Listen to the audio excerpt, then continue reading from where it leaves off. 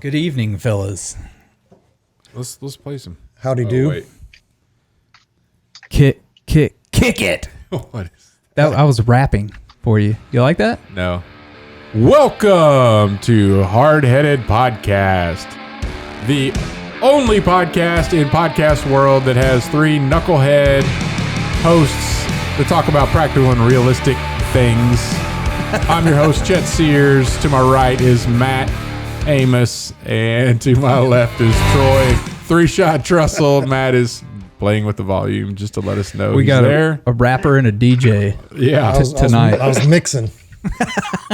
Yeah. Good. Basically Wow. by turning the volume up and down. I think we're going to take this job away from you here pretty soon. Today we've got a special guest. Yes. One of Troy and Grant. You guys have worked together on a couple jobs here in Kansas doing wedding photography. Is that correct? That's correct. Yep, that is correct. All right, Troy. Why don't you introduce us to Grant?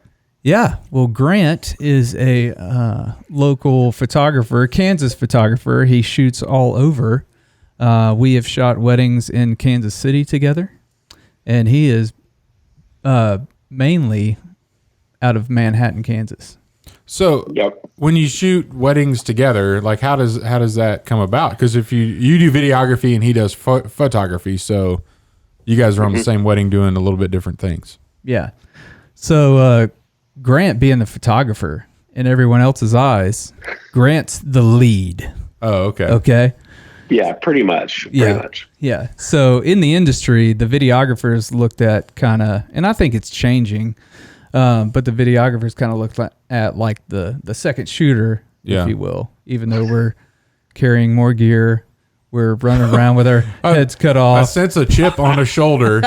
I just basically tell the videographer to get the hell out of my way. And if he doesn't, I mean, we're gonna go at it basically if he gets in my way. Because it's hard to put a video in like a video album just laying on your coffee table, but you have a True, picture album. very that's true. There.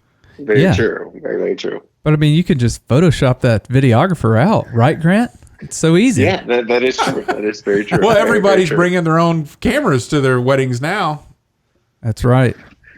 Yeah, and having to Photoshop out random ants with their iPads and their iPhones, and man, yeah.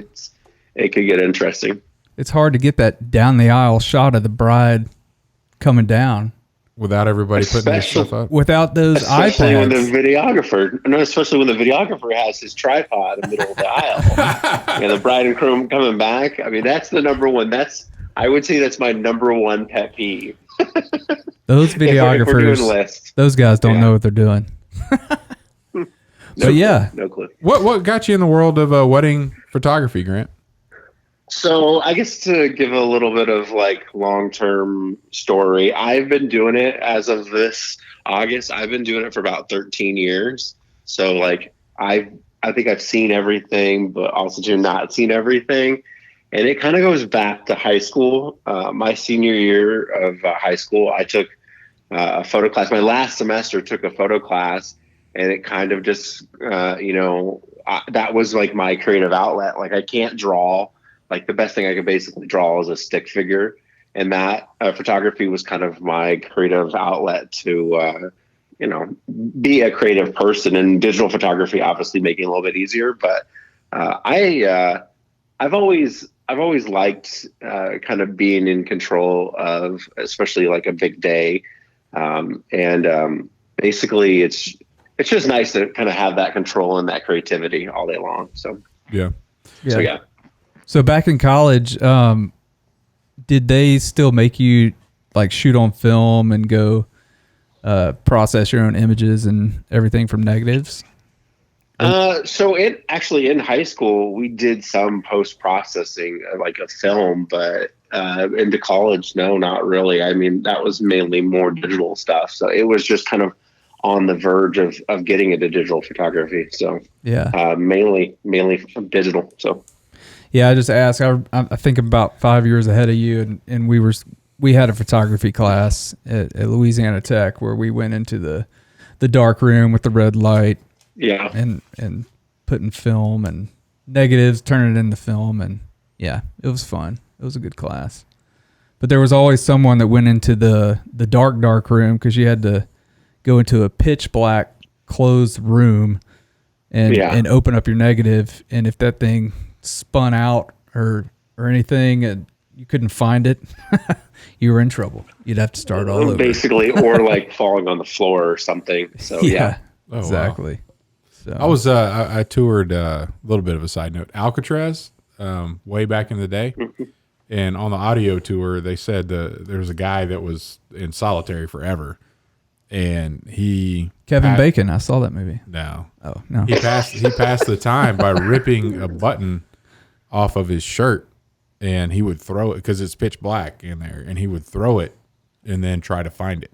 Like that was his. That's how he like made the days pass, searching for a button in the dark. That's what your little guy. That got really dark, like real quick. Yeah. Literally, very dark, figuratively, very dark. Yeah. Wow. So let's bring it back up a bit. So, Well, it is amazing, and it's crazy how fast the world of photography is evolving. Because I remember back when I was going on my first deployment, digital cameras weren't even a thing. We had the old Kodak disposable cameras. Yeah.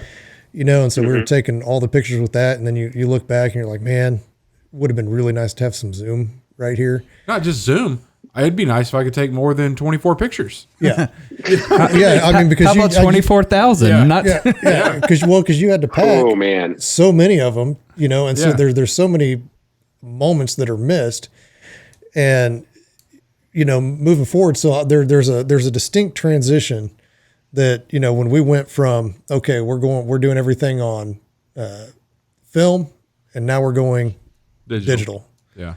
And then, in the digital world, I mean, I can only imagine because I'm not in that industry, but just how fast even TVs have changed. And like we were talking about the other day, like I've got the TV that, when I bought it was $2,500, and you can buy that same TV with way better quality now for $300. Yeah. Yeah. And it's amazing how that keeps moving forward. I don't understand how you guys keep up with it. That's the cool thing. I mean, even in the time that I've been doing photography, I mean, first it was, obviously film and then digital SLRs, and now it's mirrorless cameras. So obviously there's no mirror going up and down. But like, I guess to give perspective, like on average, like every wedding day, which can be anywhere from 12 to 13 hours, I and my second will shoot about 9,000 photos total. Wow. So, and basically it's my job after that.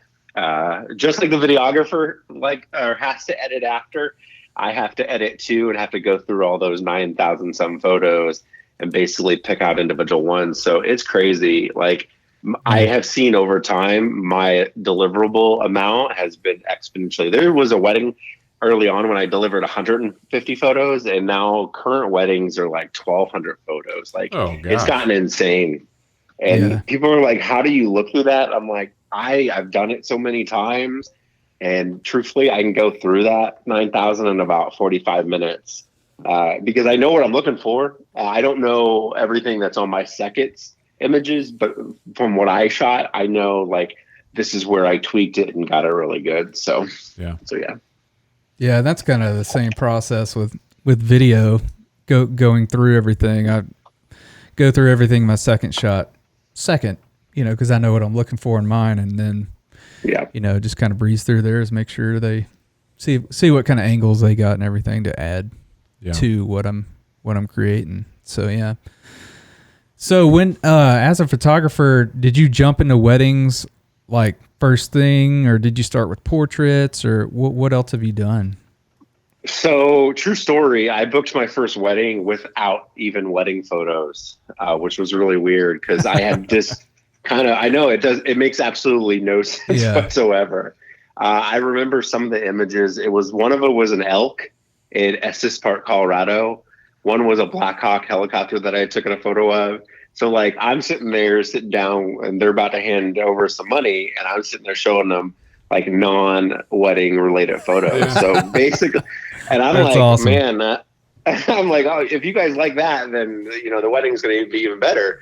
But basically I just kind of started playing around, and then it like basically my first wedding was in 2006, and then 2008 is when I did a couple more, and I kind of just got in the wedding niche because basically that's what I like doing. I like the pressure of it, and it's just been one of those things I've always kind of kept as my niche. Like I don't photograph like families very often, maybe like once a year or twice a year, but mainly weddings it's been. So I kind of just went to that and didn't really focus on anything else. So, yeah. Well, it takes a certain kind of person to do what we do in that wedding live event industry, because there's so many things that can go wrong, and especially being the photographer or videographer on the scene when there's not a wedding coordinator or somebody in charge, the bride and groom always kind of look to you because you have the schedule set in place, and you've been to more weddings than they have. Right. And you've set the schedule with the bride and groom on when we're going to do these photos. And so it kind of sets the pace of the day. And so when there's nobody else in charge, that's why the photographer is like, oh, you're number one. Go ask them. What do we need to do now? Like, I always jokingly say, if you see me like freaked out, then you should be concerned. Because it's like, you gotta have like a clear, like very docile, like outlook on it. Like stuff goes wrong, like the bus doesn't show up, or the bus just canceled and it's like early in the morning.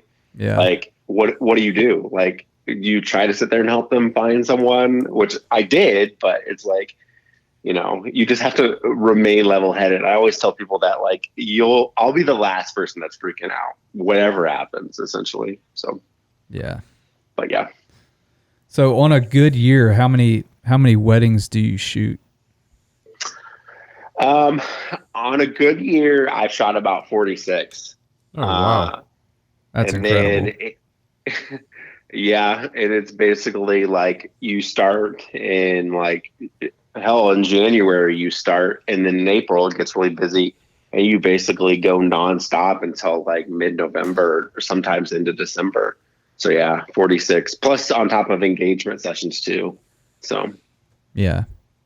You don't have time to shoot families or babies or anything else when you're shooting 46 weddings. Yeah, man. I was trying to do the math in my head. 46 times 9,000. That's a lot of pictures. Yeah. That's a ton of pictures. And I have all of the JPEGs going back to 2009, and like all that stuff is still online. So like someone wants to see their wedding from 2009, like here's the link. So I've saved everything from the very beginning. Oh, wow. Which is crazy. That's got to be a pretty incredible cloud bill. Yeah. To store really. That. How many not gigs? Really. How many gigs is that, or terabytes? Probably a lot. They don't actually even show how much space it takes up. But yeah, it's a lot. I would say it's probably, I'd say like at least 15 terabytes, maybe 16, give or take. It's a lot. I do know that we just did the math, and that is 414,000 pictures. Yeah. And that's just the wedding photos. That's not necessarily the engagement photos that's on there. So yeah. And the average one of those is usually about like 100 photos. And like every now and then I'll do like a senior, but you know. So do you do a repeat? Are you good enough where you get called back for somebody's second wedding? So they get their practice wife out of the way. Yeah. Now they're ready for the real deal. Man, that's kind of an interesting subject, because I've never been invited back for the second wedding, and I don't think it's an indictment on me. I think it's a more like I remind them of their first wedding, because true story, it actually happened this last year, and she actually did photography too. She was doing photography, not when she got married, but later on. And I was like, hey, I kind of put my name out there and said, hey, I see you're having your second wedding on this day. And I was like, man, this would be great, because, you know, I already know the bride. But basically, she told me she did the Dear John letter and said, hey, just so you know, Like, my fiance doesn't want anything the same from the first wedding. Right. And I was like, that sucks. But like, I understand. I mean, that's fair. Yeah. And I didn't take it personally, but I loved the first wedding. It was like one that I'll remember. One that I'll remember, but yeah, I was not invited for the second wedding, which was sad, but So how many anniversary, do you do any anniversary pictures? Like, you've shot this wedding, back in 2009, 2019, yeah, 10-year reunion. Now they want some anniversary photos. So a part of it is like, I'm in Manhattan. So, especially with this surge of photographers just in general, I don't get asked to do it too much. There's a couple of factors in it. Basically, when I really started blowing up and booking that 40 and 46 weddings a year, I was running Google AdWords and Facebook ads like nobody's business. Like, on average, to give you perspective, on average, I was spending about $3,000 per month on Google AdWords and Facebook ads. So like, I was reaching out to Kansas City, I was reaching out to like Hayes, Kansas. And I think it's when, that session does come around, they don't want to pay to basically have me come all the way out when there's other photographers there. And for the most part, I've friended people on Facebook, and I'd see their their anniversary pictures, or, when they have a kid or whatever. So like, it's just because of distance, I think, is a part of it. If it's more local, yeah, I'll definitely do it. And I've done shoots like that before. So it just depends. So what percentage of clients would you say are still married? Ooh, I knew you were going to go there. That's where everybody goes. Yeah. Without disclosing too much information, recently I was at my son's baseball game, and my wife was talking to this lady, and I looked at her. I was like, man, that lady looks really familiar. Like, and I'm like, oh, and I couldn't pinpoint her name. This wedding was in 2011. Like, that was 10 years ago, essentially, at this point. It was 10 years ago. And I finally figured out what her name was. And that was one of them that they had divorced. I don't know the percentage. I would say probably at least 30%. Wow. So, so I'm going to go somewhere else with that. Oh no! It's getting darker, guys. of those 30, or of that 30%, how many of those would you speculate were Bridezillas? So you're seeing what's his predictability? Can he predict at the wedding? Yes, based on the behavior. Am I like a photographer, like shaman? Yeah. Are you ever just photographing, a wedding? And you're like, nope, these two ain't gonna make it. So I'll start with this. The most common question I get, what's like the worst bride that you've ever had? And I'm gonna give respect to any bride that goes through a wedding, because it is very stressful, like super stressful. Like, planning an event with so many moving parts. Like, I go in there with the photography portion and planning portion. Now you have the bride that literally has all those expectations of all that sort of stuff since childhood. That's the thing about expectations, is they've been dreaming about this. Yeah, you're literally on the day that a person has thought about their entire life, basically. And, all things considered, if you remove them from that situation, they're a completely normal person. But like, the stress of having it perfect and corralling their crazy family, I can't tell you how many stories. I try to forget those stories too, like all the crazy stuff that the family is, kind of gotten into. But to answer your question, I don't know. I would say that's a low number. There's always, from that 2011 that I looked at that bride, I actually looked back to see like if there were certain people still married, because when I talked to her, she said that she was divorced. So I was like, I wondered like who, and I kept going through, and a lot of them, I don't know, it wasn't particularly just that year, but a lot of them had divorced, which I don't know. It just it is what it is, but yeah. Because marriage just gets more stressful. I know the day is stressful, but you throw some kids on top of that, and a mortgage and then your car breaks down. That's what I was going to say about the Marine Corps. Everybody talks about boot camp, and it's like, looking back, boot camp's the easiest part. It only gets harder from there. Marriage is the same way. Yeah. So, if the bride can't handle on the wedding day, gentlemen, watch out. There's a lot of truth in that. I'll wait for all the hate. That's fine. There's a lot of truth in that. You're going to get a lot of it. I'm used to it. It's fine. My wife will be in there with it. Oh, that's awesome. All right. So Grant, what do you like most about the wedding day, shooting on the wedding day? What's your favorite part? My favorite part is towards the end and like basically sunset time during the wedding day. Cause like the light's perfect. Like we've been battling everything all day. The light's perfect, especially being in a good naturey location. It's nice to have, a nice sunset to finish kind of our last photo session, so to speak. Cause basically, I grab them from the reception, take them outside, and hope for the best sunset because Kansas does provide those on a fairly regular basis. Yeah, for sure. But that's my most favorite part and what I like most. So, yeah, mine is the meal. Yeah. So do you have disappointments when you find out who they got for the cake? The cake maker, you should have gone this. Yeah. To not get myself in trouble, because if I say this, I am going to I'm not gonna. There's a particular meal that I had one time, and I was like, I like food. I like food as much as the next person goes. But that one time, I will just say that one time, the food experience was not great. I don't know what it is. And I'm not like a picky eater. I'm with Troy, man. I get to eat probably my best meal of the week, at a wedding. Yep. Yeah. And it's like, it's like unlimited. Do you want to go up a second time? Do you want to go up a third time?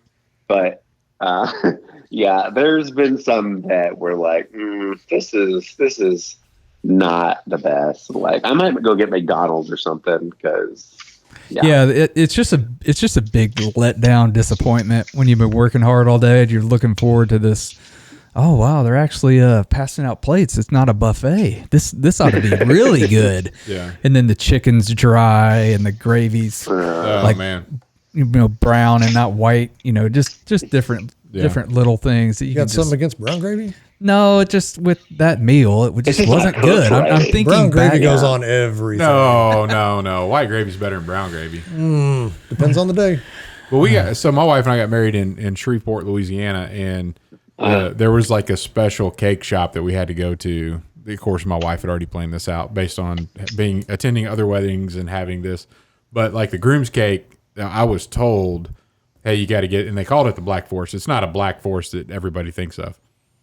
But it's this great cake. And then, so that's hey, this is what you need to make the groom's cake. I'm like, whatever. I never thought a day in my life about what my groom's cake should be. So sure, I'll get this. Well, we had people at our reception because word got out that we were having this cake at our reception. And somebody came up to this couple that was, friends of your parents, Troy, and they were like, hey, we had to choose between your wedding or somebody else's wedding at the same time. And we found out you're having this cake. So we came here. And my gosh, that's hilarious. Yeah. Do you remember who that was? No. Call him out. Don't do it. That's awesome. That's going to be the one podcast episode that they listen to. Right. It's going to be this one if you say it. And that's why I can't tell you about my worst food experience. You can tell us off the air. Off the air. Yeah, we talk about it after the red button gets pushed. Yeah. So do you guys take bets when you about who's going to? I know where this is going. Who's going to quote what? What are the most? What's the word? The groom. The most cliche. The best man speech and stuff. Yeah, where they go or they quote. They quote a Bible verse or whatever it is, and it's always 2 Corinthians. Right. Love is patient. Love is kind. It's that. Yeah. And I think Paul's not even talking. He's not talking about marriage in that. No. But they use it. And then the best man or maid of honor speech is always crying. For those of you that don't know me, my name's so and so. Like every single time, like come up with something different. Come up with something. Just say some other way. Hi, my name is Amber. Exactly. Yeah. Just say hi to the room. But I think guys, there's a template online on Google how to do, and I guess they just use that and have their speech. Yeah, and there's a template. Just starts out. Well, that's just such a lame statement. Anyway, for those of you who don't know me, my name is Chet. For those of you who do know me, my name is still Chet. That would be great. Yeah. Oh, that's good. I think that's why I would probably shine. I don't get invited to many weddings. Shocker. But I fly by the seat of my pants on almost everything. I come up with it. I don't plan it. I just talk. Yeah. So I think I would probably end up on the more interesting spectrum of that, because I don't think I would want to remain non-cliche in everything that I do. Well, I'll tell you what. My wife and I have our 25th wedding anniversary party. I'll invite you to speak. Grant could take some pictures and Troy will video this whole thing. There you go. Yeah. How many years away are you? That's 5 more years from now. 5 more? Okay. You'll still be alive. Yeah. Okay. Now, another one is the best man will be like, hey, put your hand on top of her hand.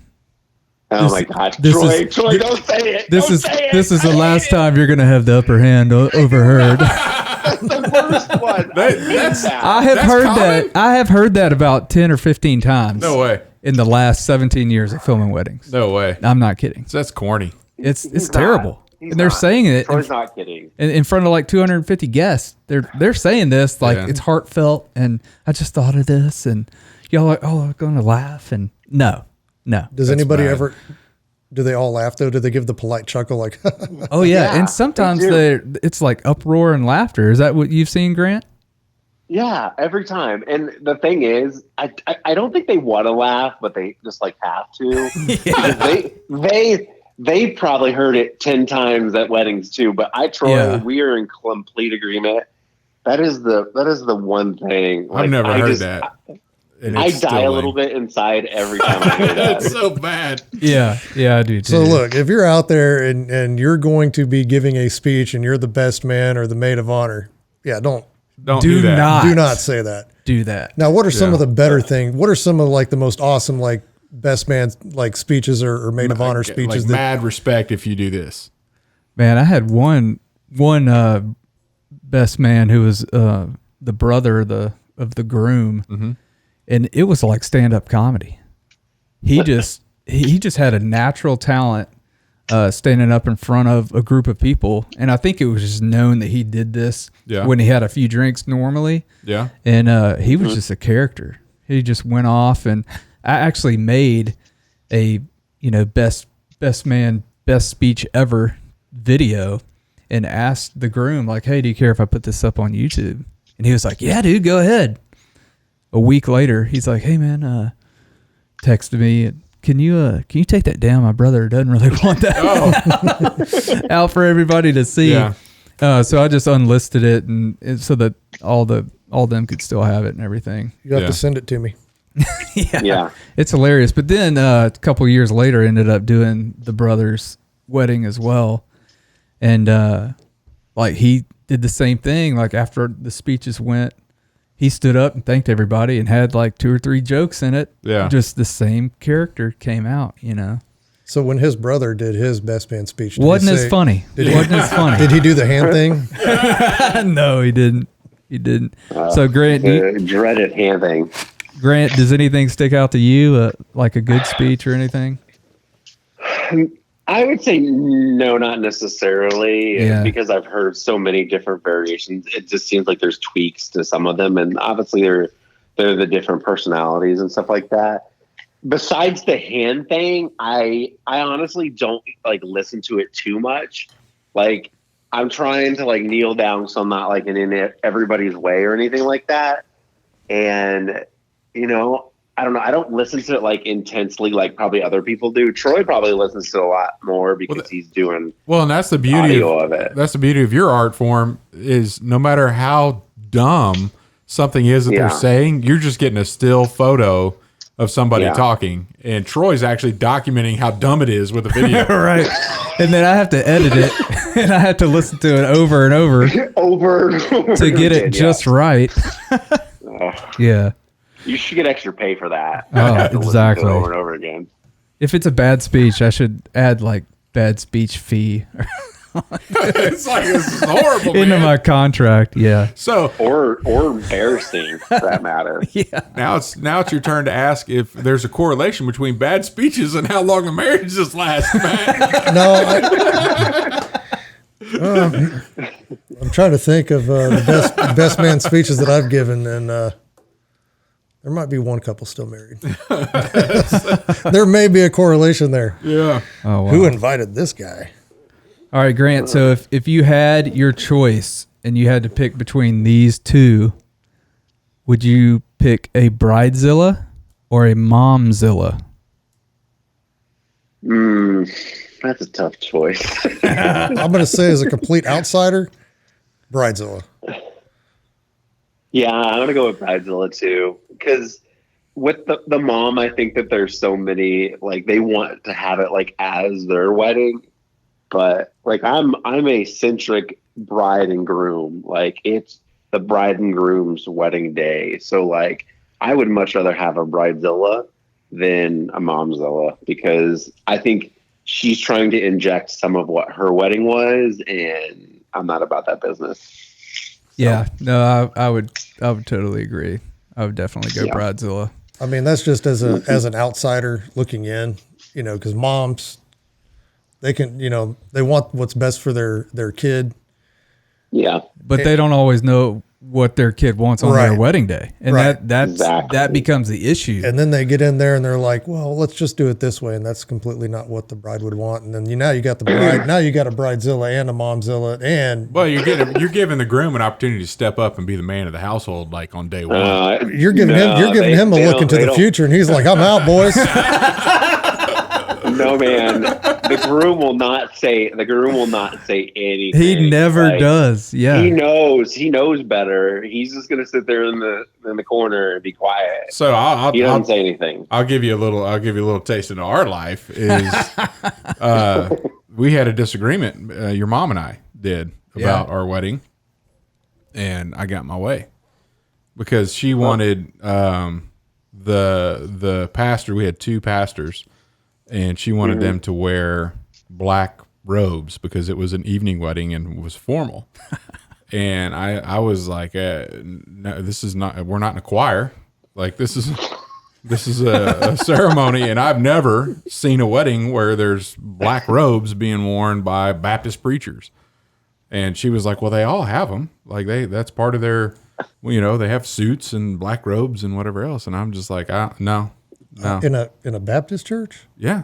And I was like, nope. And they didn't. It wasn't a big like blow up, but I was like, we're just not doing that. Now I'm going to have my dad on, because my dad's a Baptist preacher. Yeah. And I don't know that I've ever seen a black robe. Yeah. The only black robes I've seen have been at Catholic churches. Maybe it's fancy Baptist churches, and I just didn't go to a fancy Baptist church. Mine wasn't either. I don't know. But anyway, it wasn't a big knockdown drag out. She didn't. She may have got upset, but it didn't show up. But that was the like, hey, I was just not doing. I'm not doing that. Like, I don't have a whole lot to say about this wedding. I'll get whatever cake you tell me to say. I'll get whatever.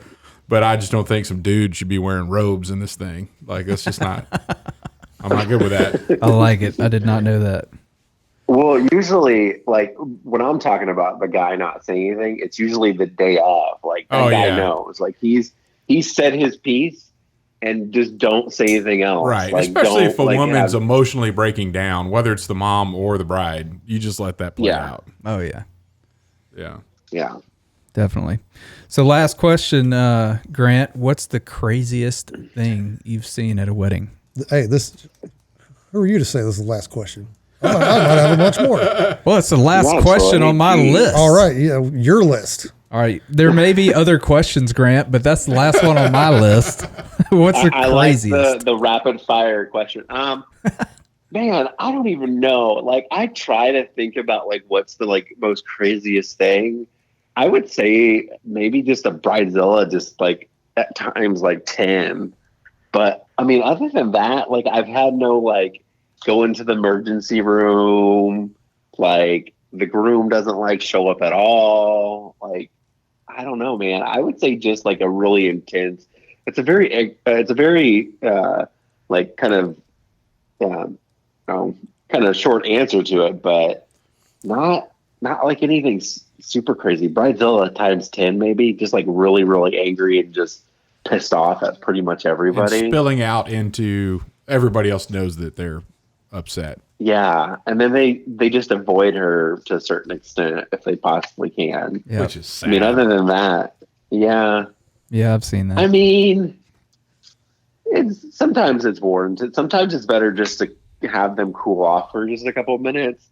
I always try to compartmentalize and don't like let her know that there's certain things happening outside her control, because by telling her, I'm just freaking her out and even more.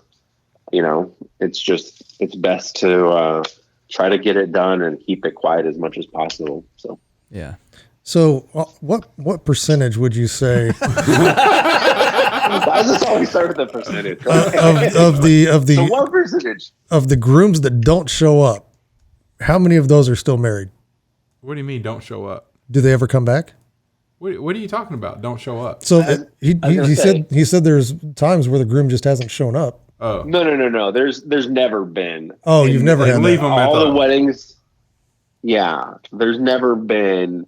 There have been. I will say that quickly after the wedding, I know of a couple examples where quickly after the wedding they got a divorce, but it's never been the day of. Like, I've not experienced. So nobody's just been left standing at the altar. No call, no show. Correct. Like a doctor's appointment. Like, hey, they just didn't show. I've had 3 cancellations. Really? Beforehand. Really? I mean, so Yeah. you're telling me that all of my wedding experience, because my wife and I never had a formal wedding, has been off of the wedding singer, and that doesn't happen. Oh, you like the wedding singer premise that he didn't show up or she didn't? She didn't show up. Yeah. I don't guess that happens in real life. That just really doesn't happen that often. I got to rewatch that movie. Thanks, Adam Sandler. Adam Sandler ruined weddings for you. I thought that's what it was all about. That's why I never had one. I figured she wouldn't show up. I was in a wedding that I think I was an usher on, and we were upset because this is back at Louisiana Tech. We had a decent football team for Louisiana Tech standards, and we were playing a nationally ranked team, and they booked the wedding on the same day. Like, the football schedule was already out. Like, we knew that this game was going to happen. And then they're like, well, the church could only have it at this time, which was game time. So a couple of us like protested and went to the bride to try to get a different, hey, you gotta fix it. Cause we were all going to go, like, but we can't go, but we'll at least want to watch it. And they were like, it's the same time. So several of us bought the little bitty pocket radios, and had it in your ear. Yeah, we had it in our ear during the wedding. But one of the guys on stage, when he's walking down to get on stage, it like fell out of his ear. So there's a earpiece just floating around when he's walking, and it's like bouncing around. And then when he gets on stage, it's just hanging there, and he's like slowly trying to, with his fingers, just trying to work up, and he kept dropping. It was hilarious. But then he was looking at me, because I wasn't up there on the stage, but he was looking at me to flash him the score every now and then because he couldn't hear what was going on. So we did that. Man. That was pretty funny. And then another time, Chris Broughton, you remember, he was one of our guests. Yeah. We finished, we were ushers at a different wedding or in the wedding part. I can't remember. But anyway, like, we walked out. This is one where the pictures all took place ahead of time. So the wedding party walked out and went straight to the reception. So we were the first ones there. And we walked up and like eyeballed the food and zeroed in on the chocolate covered strawberries and like wiped them out. Like, and then so Chris turned around. There's not a single guest from the wedding here yet. And he turned around and he's like, hey, y'all need to fill up this strawberry bowl that's empty. And they're like, that's all we had. He's like, well, you need to take this bowl off the table then, because the bride's going to be wondering, where are my chocolate covered strawberries? I was really looking forward to those. They're gone. That tells me all I need to know about him. What? That he likes chocolate covered strawberries? Yep. Apparently. Yeah. I was a big fan. We did all our pictures ahead of time too. I was a big fan of that. Yeah, I always push for first looks and all the pictures ahead of time, so you don't have a lag in between, and you don't lose nearly as many guests if you just go kind of straight into. Yeah. So saves time, so much time during the wedding day, man. Like if I could have every bride and groom do that, like I think I'd be more successful. Sometimes, like, despite trying to talk to someone and saying, "Hey, like this is a good thing," sometimes people don't want to do it, and it's like, I guess that's what we'll do. And then the whole, you got to take pictures of the bride and her family, the bride and groom and her family, the bride and groom and her extended family, the bride and groom and her aunt and uncles, and the bride and groom and the aunt and uncles, nieces and nephews. That stuff. Yeah. And their dog. Yeah. Well, Have you had that? Oh yeah, we've had the dog before. Troy doesn't have to do that. Troy's just sitting in the corner with his camera messing around with it. I'm the one taking the pictures.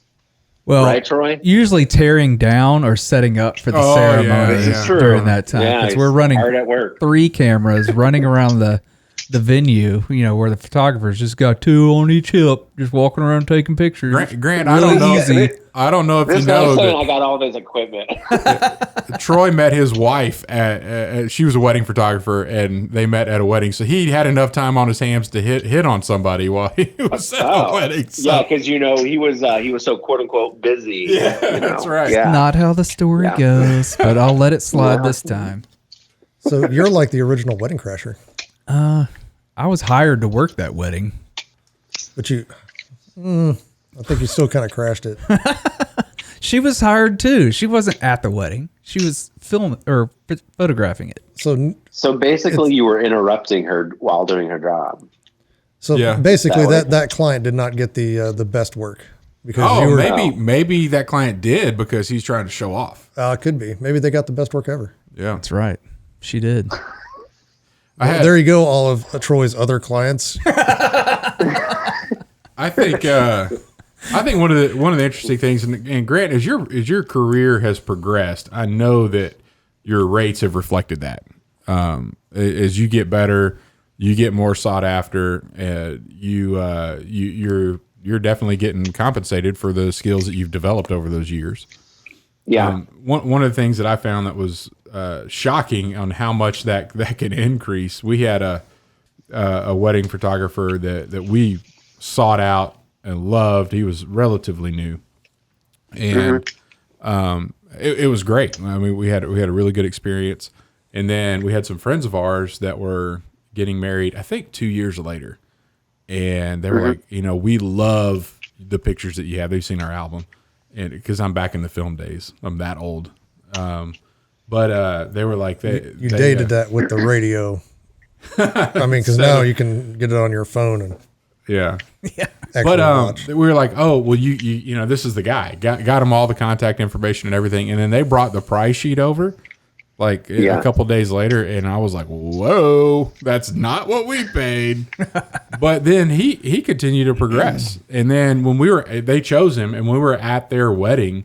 The wedding photographer said, hey, I know that you guys referenced me for them, so just want to let you know whenever you have your first baby, pictures on me, for your. And so that's a great business plan as well, because we didn't just have one kid, and naturally the second one has to have the same photographer. So we're hiring this guy for down the road. I thought that was a pretty sweet little business. He had smart. Yeah. Cast the net.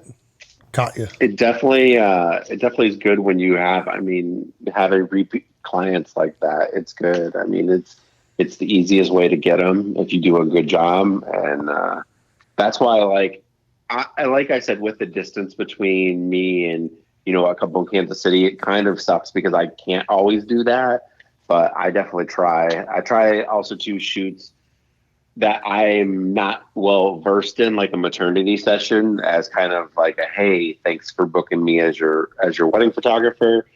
And down the line, sometime I'd love to take some photos of, maternity or something like that. But like, I haven't gone too much into it, but it's always something that's good that's out there for people. Yeah, definitely.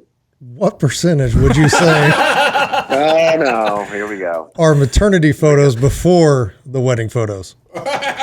Oh my God. Like you go do a maternity photo and they're like, hey, would you stick around for the wedding? It's like, hey, can I get a discount on my wedding photography if you do my maternity photos first? Oh, man. I know he's probably going to say 0. I would say that there's been a couple that basically the baby interrupted the wedding and the wedding had to be rescheduled or they were pregnant during the wedding. I've had that a handful of times. But no, I don't know. What percentage of the ones with a pregnant bride had a baby during the wedding? Is that what your next question is going to be? No, I was going to say, what percentage of those are still married? Not that. Oh my gosh. I think we're about to solve the divorce rate situation here. We're narrowing in on the keys to avoid. No, it's still too late if you pick the wedding day to find all of that out. What I'm saying is now we can present this in an organized fashion. Like, hey, here's the steps to a successful marriage. Oh, wait, they're in the Bible. Okay. Don't put me as your source. Yeah. Don't attach my name. I've done an extensive Come amount on, of man. research. Live on the edge. I interviewed one guy on the podcast. I got all these statistics. They're true. It's Settled. It's settled. Oh, Yeah, man. it's there we go. It's settled. We're going to move into our top 3 discussion after a quick break to hear from our sponsors. Cool. Thanks to our sponsor, Admiral's Pennant, where you can get all the beard oil you need at admiralspennant.com. Matt Amos, the owner, is here with us. He's going to tell us what his favorite blend to make is. I can't do it. He can't do it. They're all can't his do it. favorite. It's like his That's why- children. That's why I created them. Is because out of the hundreds that I created, the 7 that are there are my favorite 7. And a lot of people ask, why haven't you gotten into beard butters and mustache waxes and all this kind of stuff? And started creating, and I was like, man, I cannot create anything better than what's out there on the market when it comes to that kind of stuff. Just because for whatever reason, I'm not good at making that. But the oils, You got that down. I've got that down, and that's why those are there. Because if I didn't think they weren't the best, I wouldn't put them out there. Hints of patchouli, sandalwood, cedar, fir. I mean, Tea tree. There's so many different options that you have. Go to admiralspennant.com. Check them out. And if you are not a bearded individual, you know somebody who is. Why don't you buy some for them? And 7 is the perfect number. Word. And we're back. I stole your line, Chet. And we're back. Oh, You said it better. Welcome back. We still have Grant Watkins, wedding photojournalist extraordinaire. Do you like to go by photojournalist or photographer? I like to go by badass. I think that's badass, just badass. I like that. Love it. We're getting into the top 3 podcasts that we listen to. The top 3 podcasts that we listen to. Matt, do you have 3 podcasts that you listen to? No, Okay. I have my top 2. Okay. I guess this makes up for all the ones where we ask you for a top 3 and you've given. Top 6s. Yeah. Yeah. Yeah, so this kind of makes up for that. Number 2, Hardheaded. Yo, So that would be number 1. hey, it is what it is.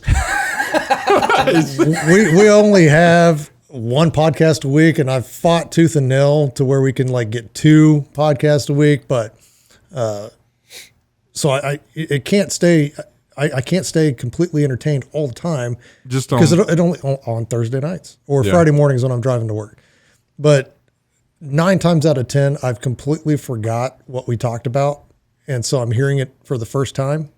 And it's enjoyable. Yeah, because it is, again, like I'm just back into a part of a conversation. And then I start talking to myself as the podcast is going on. And when I repeat the same things in the truck that's going on the podcast, I know that I was right. Like, that's actually how I think. I'm not making something You up. can't be the authority that determines whether or not you're right. It may not be factually right. Usually that's other people. That determine that. But that's how I feel. Okay. And feelings count. Okay. All right. But it is fun because I will say that with all the other podcasts that I've listened to, because I would assume that this list is what we actually listen to regularly. Yeah. But a lot of the other podcasts I've listened to, it just seems to me that our audio is way better than a lot of what's out there. Okay. And so it makes it really enjoyable. Are you saying that because you're the one behind the soundboard? Yes, he is. I do make it sound pretty good. Not to toot my own horn. And then number one is the Unashamed podcast with Phil and Jase Robertson and Al Robertson, and they bring guests on a lot. And they're up to, I think, 4 podcasts a week. And if I miss a day or if I'm out where I don't have reception, I get so far behind. So it's literally the only one that can be in my rotation so I can stay up to date. Because if I throw in another podcast, I get so far behind I will never catch up. And you're a guy that has to listen to every episode. Yes. In order. Yeah, I'm not that kind of guy. I like to be that kind of guy, but you're not. With Unashamed, you just can't do it. It's too much and it's too long. So well, and I could see how it would be for most people, but my drive to work in the morning is 45 minutes, and so I either start one on my way to work, and then there will be because theirs are about 55 minutes long, so I have 12 minutes left on my drive home, and then I start another one, and then I just keep a rolling shows going, but. It's almost like if you listen to one and they reference another podcast or they talked about something or they make a joke and you missed out on it, I got you. I just like to keep up with it. And I think the content that they provide is really good. What was that? And also too, it's like when you're hearing an old podcast, and especially if it's about news in particular, you're like, didn't this happen like a month ago? Right. Like whatever they're talking about. And it takes you a couple of seconds to figure it out. But like sometimes one of my podcasts will basically go back around to a certain date and they're sitting there talking about something. I was like, didn't they talk about this a month ago? And then I look at the number and I'm like, oh yeah, they did. So keeping up with this, it's hard for me to do it too. But usually if I miss a couple, I'll just fast forward, especially if it's news, fast forward to the most current one. So yeah. And I just try to stay away from anything news or, really current events related. I mean, Jace just pretty much tells stories. Yeah. And they could have happened at any time because that guy, he has so much happen to him. A lot. Yeah. And he's a good storyteller. He is. Yeah. All right, Grant, what about you, man? What are your top 3? You could list 3 in the top 3 list, unlike Matt. Top 3 podcasts. Okay. So I'll put number 3 up first. It's NPR. It's news, but I like hearing the news and kind of what's happening in the world, and just especially just driving long distances. It's nice to kind of get caught up on everything, even stuff that I might not necessarily know. My second one is the Joe Rogan Experience. Sometimes he says really smart stuff, and a really smart guy, and listening to overall. And most of the times I agree with him. Sometimes I don't. And also too, I'm about listening to kind of other viewpoints, and me and Joe Rogan might not necessarily like agree on things, but it's good to hear another perspective. And one of the things I like about him is he never gets upset at anybody else for having a different perspective either. Like he's just like okay with that. Like that's fine. Yeah, he's a chill guy. Yeah. And then there's some other ones, mainly political ones, kind of leaning into the more political realm. Like you just listen to them and they're the complete opposite of like what I'm about hearing differing opinions. And it just, I honestly do not understand how some people exist in other people's heads, like rent free. Like there's a person that talks about X person, like every podcast. Yeah. And it's like, just like, give it up already. Like move on to something else. Yeah. Yeah. Move on to something else. Stop trying. I know you're doing it for headlines because the person's name is in the podcast title. And it's just like, just move on. Like, don't, but they sell it. They sell it and people eat it up. Yeah. There's some people that just want to do that there because that other person's living in their mind too, you know?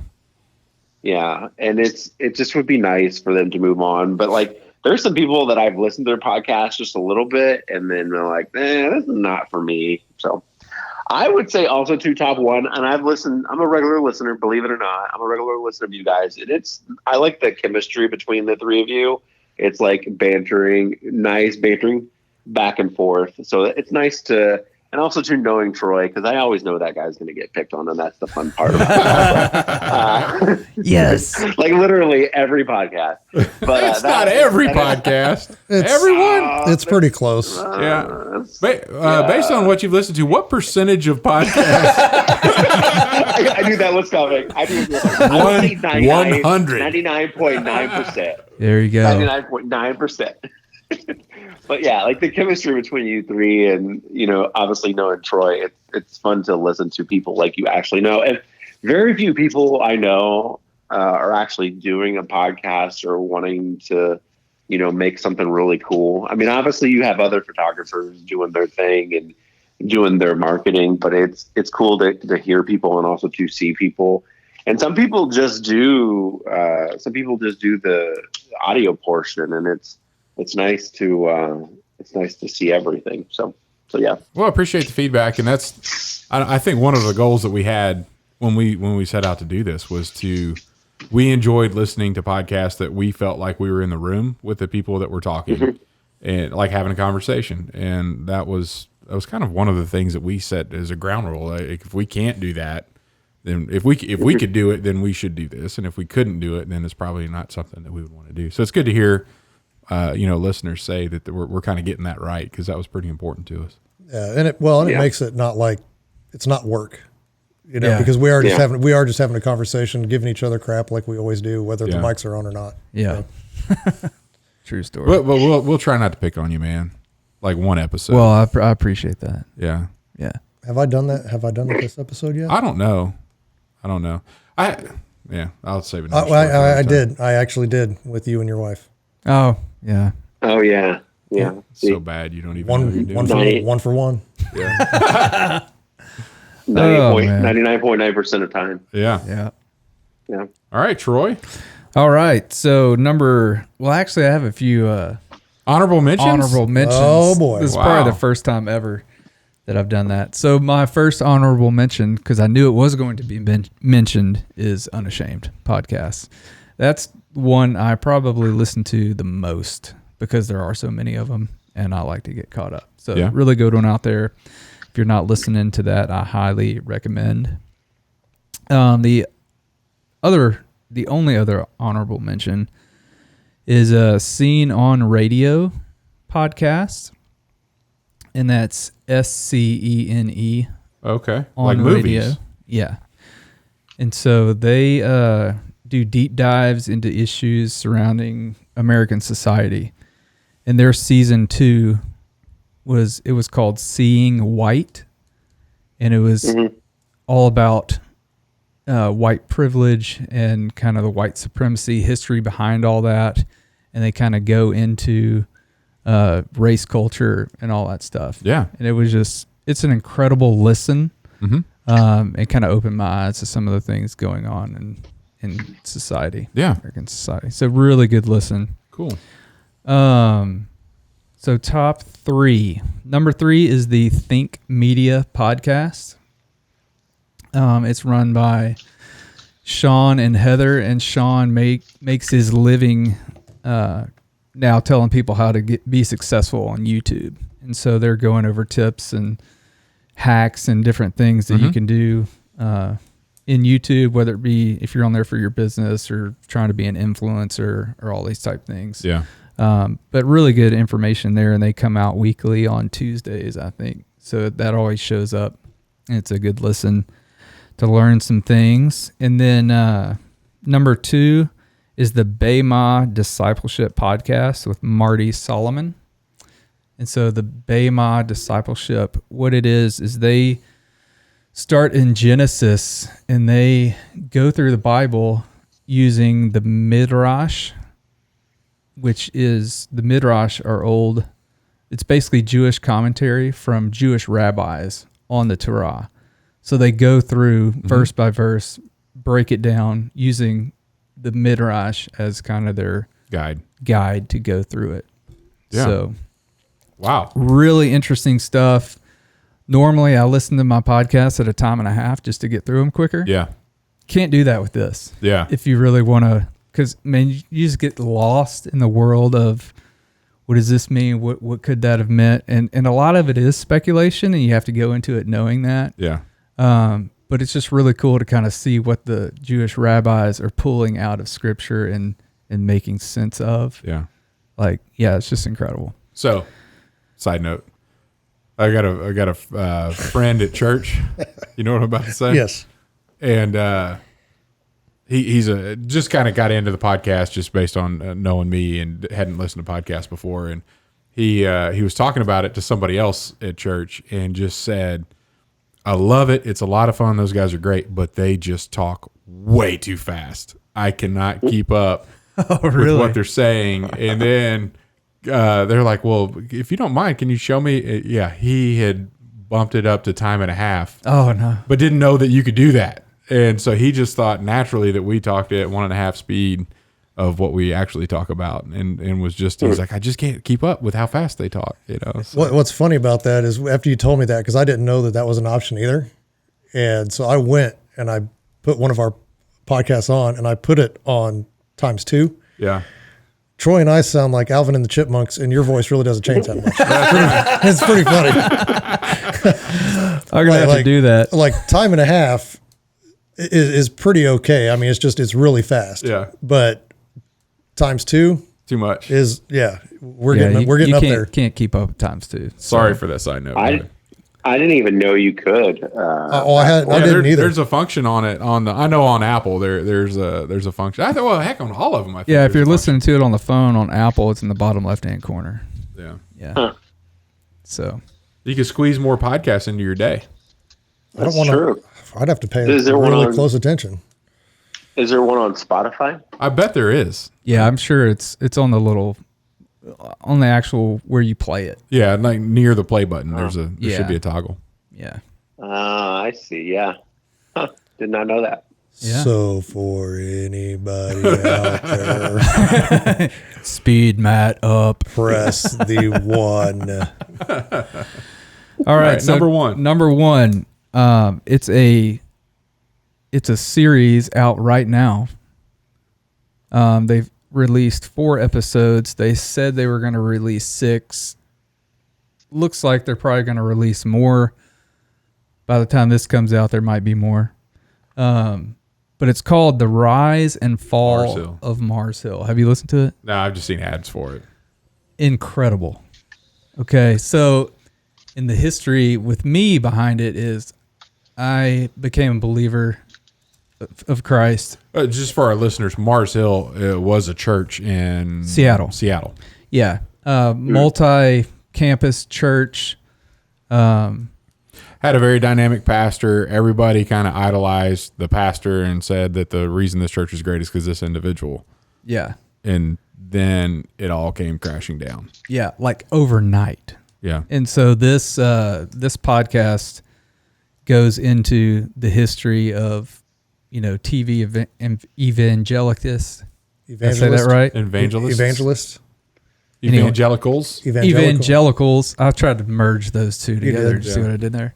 Not on purpose. But anyway, like the first one, it talks about him, Robert Schuller, and then so Mark Driscoll was the pastor at Mars Hill, and he was on the Power Hour, whatever.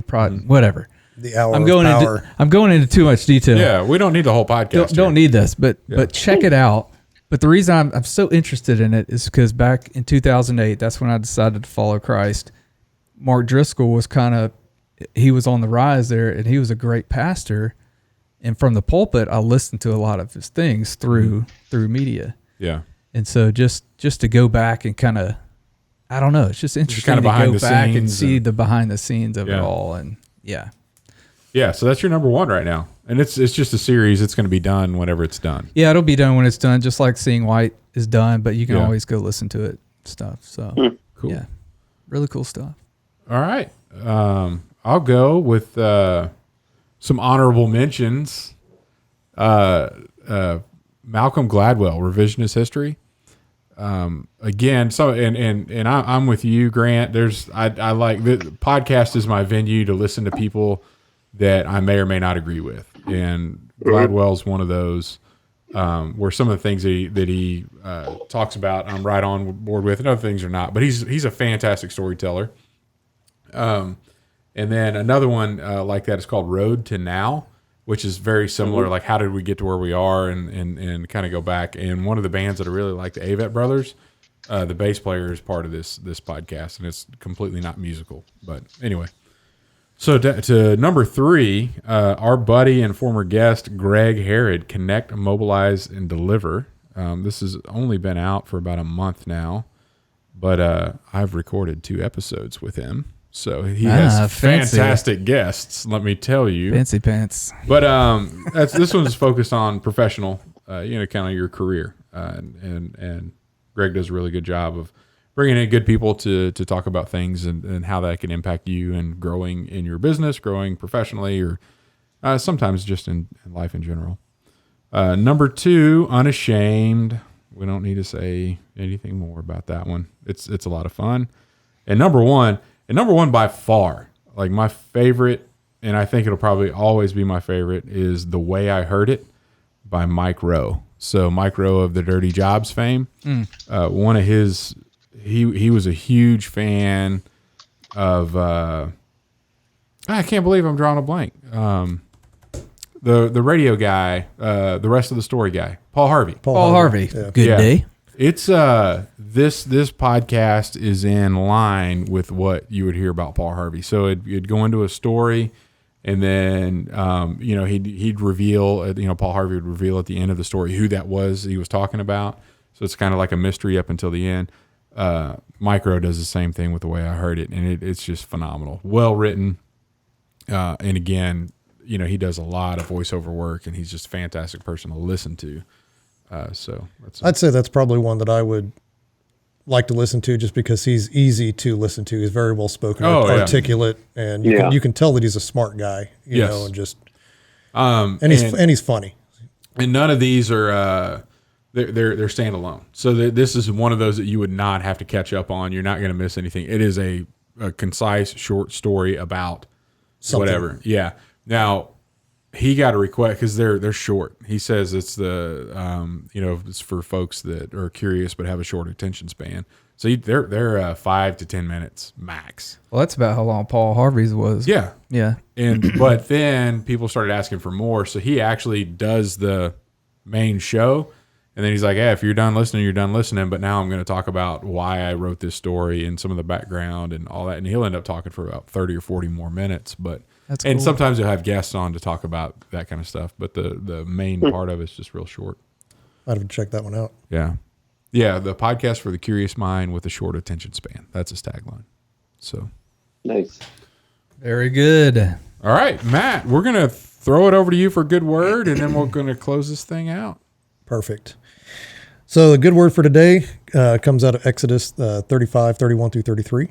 And it says, and he has filled him with the Spirit of God, with wisdom, with understanding, with knowledge, and with all kinds of skills, to make artistic designs for work in gold, silver, and bronze, to cut and set stones, to work in wood, and to engage in all kinds of artistic crafts.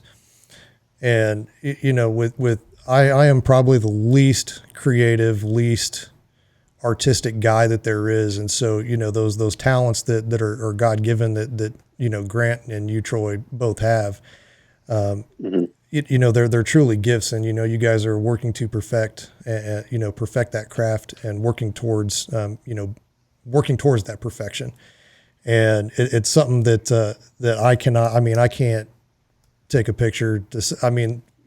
You two we could take the same picture of the same thing, and for whatever reason, your artistic and creative eye is just so much better than anything I would take. Matter of fact, we were at a restaurant the other day, and I told Chet, I was like, here, he was taking a picture of his food and to post on the Live Local food site, and I was like, here, take a picture of my burger for me, because I just I can never make food look good, right? Yeah. So, I think that artistic eye, God has given us all skills, and we've talked about that in a previous podcast.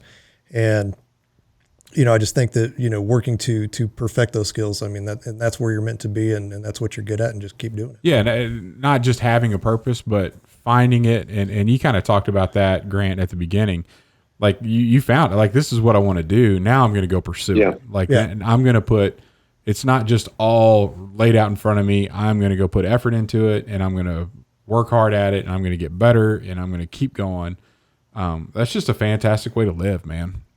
So I think it's encouraging to see, what you've done with the talent that you've been given to continue to develop and drive and be better. So, where can we find you? Like, what if anybody listening to this is in the Kansas area and says, man, that Grant guy is really cool, and he's not going to rat me out on a podcast later about how my mom was a momzilla. Like, where can people go to find you? So, basically, grantwphoto.com. I've had that website since the very beginning, on Facebook, Instagram, all that sort of stuff. Basically all those sites I usually try to keep up to date as much as I possibly can. So, and I'm fairly searchable on Google. I have probably too much information about myself online. So if you search my name, you will probably run into to a lot. So, well, fantastic, man. It's been a pleasure having you on. Yeah. Thanks for coming on. We'll link to all that in the show notes. We'll have it all out there. I will also too. Is it okay if I give another business shout out? Yeah, go for it. Mind? Yeah. So we didn't really talk about this, but and this is another one of my side hustles. I have, this last February, I have ventured into 3D printing, and also moved into laser engraving stuff. And basically in February, I started another company called MHK Made. And basically it's like a kind of like gift themed on a bunch of Manhattan stuff, and also to other places. But mhkmade.com on Instagram and all the social medias and stuff like that, I have that too. So like that's what I was doing just before this podcast. I was making a laser engraved order. And that's another passion that I've had, to use that creativity to kind of showcase what I have. So especially anybody listening that's a K-State fan or a big fan of the Little Apple here in Kansas, you need to go to mhkmade.com and check out some of the things there. There you go. And I'm officially licensed to sell K-State stuff, because there is a long, lengthy process to be officially licensed for K-State stuff. It is not what I would say a fun process, but it was definitely worth it. But yeah, there's some cool stuff on there. We'll have to check that out. That's as of right now, my about to be senior in high school has K-State as number one in his sites. So I will probably Best university be visiting in the state of Kansas, man. Yeah, I'll probably be visiting that website if he goes that route to get some things. So awesome. Yeah. Well, I appreciate you being on. Yeah, thanks for coming on, Thank you guys. Thanks for having me on. Yeah. And we're just waiting for Matt to push a button to play some music so we could officially end the podcast. But you want to do it? Yeah, I'll let Troy do it. All right. Thank you, ladies and gentlemen, for tuning in to another exciting episode of Hardheaded. Yeah, if you like this episode, please like, share, subscribe. Give us a review. Leave a comment. We'd love to hear from you. Go check out Grant's website at grantwphoto.com or mhkmade.com. There you go. Get some engravings. Perfect. Awesome. Well, we will see you next time on Hardheaded. You gonna wait till it drops? That's Matt's favorite part of the whole song. The drop. Yeah. That's all you need. He tries to keep us talking until we get to that point.